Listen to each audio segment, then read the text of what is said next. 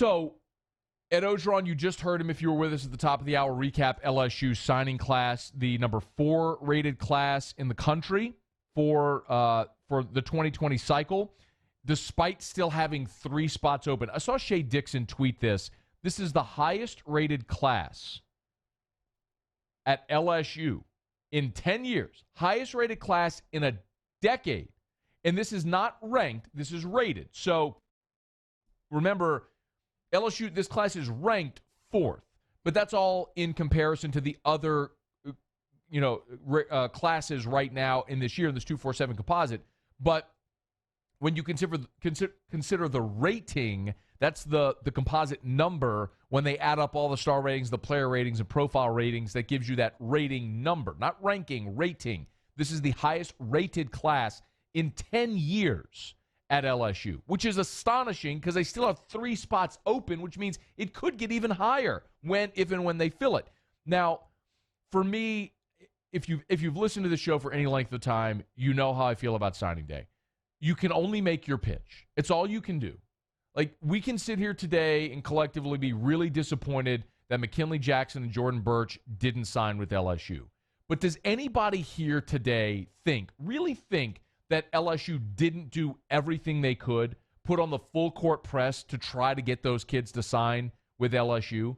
And if after winning a championship and having Ed Ogeron on staff and bringing in Bo Pelini and all that, if you do all of that and your pitch still isn't good enough to get that kid, well, okay, he wants to go somewhere else. Like, you can't chain a kid down and make him come to your campus.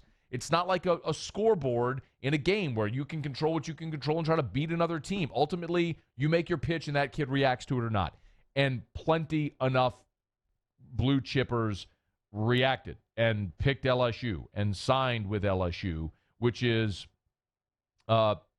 amazing to see that number where you got the highest rated class 10 years. Now, you're still ranked 4th this year, and there's 2 SEC teams ahead of you with Georgia and Alabama.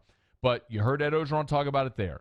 They addressed defensive line. They got a couple of quarterbacks in this class. You got the highest rated prospect at tight end in the history of the 247 composite, and Eric Gilbert. You got him out of Georgia. You got Elias Ricks, a California kid who went to IMG, the number 1 cornerback in the country. You added Jordan Tolles and a defensive end in B.J. Ojolari, 2 quarterbacks, 6 defensive linemen. You stockpiled, man. I mean, this is a class that I think is a foundational type class where you fit needs, you met needs, and you got great players. You got the 2 best defensive linemen in the state of Louisiana, in Jaquelin Roy and Jacobian Guillory, 2 guys who we've said for more than a year, you got to get those kids. With the number of defensive linemen that had left Louisiana from Ishmael Sopsher a year ago and on down, and we know the list, to get those 2 kids to stay home and play for LSU was massive, especially at positions of need. So LSU casted a wide net. They went national, East Coast, West Coast, and the best players in the state. They got receivers. They got defensive linemen. They have 3 spots left, and they need linebackers. I don't think there's any question. If you got a grad transfer linebacker after spring that's available, you need bodies there because you lose Divinity and Chasson and Phillips and Queen. So if you can add a linebacker or 2, awesome. Get there and do it, especially now with Dante Starks being suspended. There's still some opportunities to add guys that could make an immediate impact. We saw this 2 years ago. LSU went through that signing period, through that February signing day. They had really mishandled some of those situations, most notably with Patrick Surtain. They didn't get James Foster, the quarterback they were in on, and there were a lot of upset people on that signing day.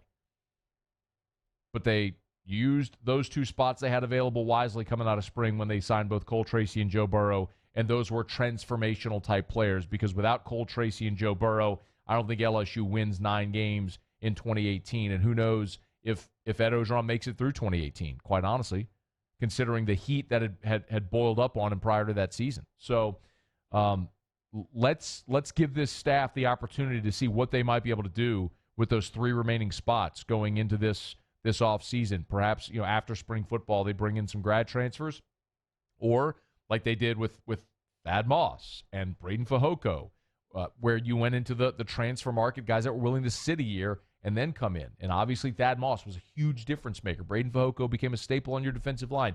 Like, they deserve, the staff collectively, Ed and the whole staff deserves the opportunity to go say, all right, let's see what we can do with these next 3 spots and use them to their most efficient, effective value.